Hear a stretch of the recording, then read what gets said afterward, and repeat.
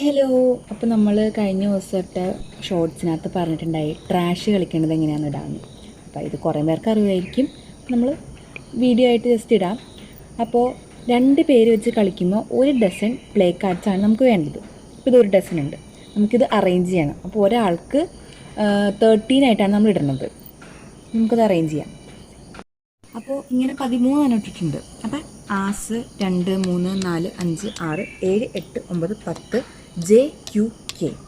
അപ്പോൾ നമ്മളിത് ഇട്ടതിന് ശേഷം 2 പേർക്ക് ഇടും, ഓപ്പോസിറ്റ് ഇരിക്കുന്ന ആൾക്കും ഇട്ടതിന് ശേഷം നമ്മൾ ബാലൻസ് വന്ന ചീട്ട് വെച്ച് നമ്മളൊരു ചിഹ്നം സെലക്ട് ചെയ്യണം. ഡയമണ്ടോ ആസോ ക്ലാവറോ ഏതാണെന്ന് വെച്ചാൽ സെലക്ട് ചെയ്യണം. അപ്പോൾ ഇപ്പോൾ ഞാൻ സെലക്ട് ചെയ്യുന്നത് ക്ലാവറാണ്. അപ്പോൾ ക്ലാവറിൻ്റെ ആസ് തൊട്ട് കെ വരെ നമുക്ക് സെറ്റാക്കണം. നമ്മളിത് മറക്കാനൊന്നും പോണില്ല, നമ്മൾ ഇതിന്ന് വലിക്കുകയാണ് ചെയ്യണം. ഇതിപ്പോൾ 8 ഡയമണ്ടാണ് നമുക്ക് വരിക. അപ്പോൾ ഇങ്ങനെ വലിക്കണം. നമുക്ക് വീണ്ടും വലിക്കുകയാണ്, ഇത് വീണ്ടും 10 കിട്ടി. അപ്പോൾ നമ്മുടെ ഓപ്പോസിറ്റ് ഇരിക്കുന്ന ആൾക്ക് ഈ ഡയമണ്ടാണ് ചിഹ്നമെങ്കിൽ അയാൾക്ക് ഇത് എടുക്കാവുന്നതാണ്. അയാൾ ആ സ്ഥാനത്ത് വെച്ചിട്ട് ആ സ്ഥാനത്ത് ഇരിക്കുന്ന ഏതാ ചീട്ട് അത് ഇവിടേക്ക് ഇടണം. അങ്ങനെയാണ്. അപ്പോൾ അത് ക്ലാവറാണെങ്കിൽ എനിക്ക് എടുക്കാം. അപ്പോൾ വീണ്ടും നമ്മൾ മറിക്കണം. ജെ കിട്ടി, നമുക്ക് കിട്ടി. അപ്പോൾ നമ്മൾ ജെയുടെ സ്ഥാനത്ത് വയ്ക്കും. ഇപ്പോൾ ഡയമണ്ട് അങ്ങനെ എടുക്കുക. ഇങ്ങനെ വലിക്കാം. 9.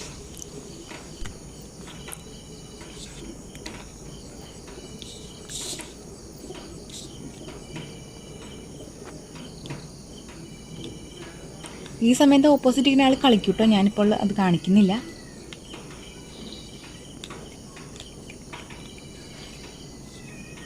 ഇങ്ങനെ നമ്മൾ എടുക്കാണ്ട് ഇട്ട് പോയി കഴിഞ്ഞാൽ ട്രാഷ് കളിക്കാവുന്നതാണ്. പിന്നെ അത് അടുത്ത ഇത് വീണ്ടും റിവൈൻഡ് ചെയ്ത് ചെയ്യുമ്പോഴാണ് നമുക്ക് എടുക്കാൻ പറ്റത്തുള്ളൂ.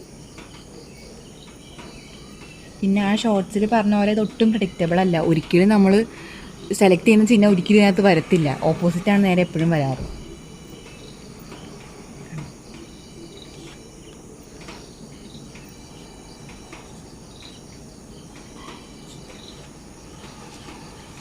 അങ്ങനെ ഇത് ഫുൾ സെറ്റ് ആയി കഴിയുമ്പോൾ അത് ആർക്കാണോ ഇതാവണം അയാൾ ജയിക്കും. അപ്പോൾ ഇങ്ങനെയാണ് നമ്മൾ ട്രാഷ് കളിക്കുന്നത്. അപ്പോൾ ഇനി മനസ്സിലാകാത്തവർ കമൻറ്റ് ബോക്സിൽ പറഞ്ഞാൽ മതി, ഞങ്ങൾ എക്സ്പ്ലെയിൻ ചെയ്ത് തരാം ഒന്നുകൂടി. അപ്പോൾ ഇനിയും ഇതേപോലത്തെ കാർഡ് ഗെയിംസ് ഇടുന്നതായിരിക്കും. Okay bye.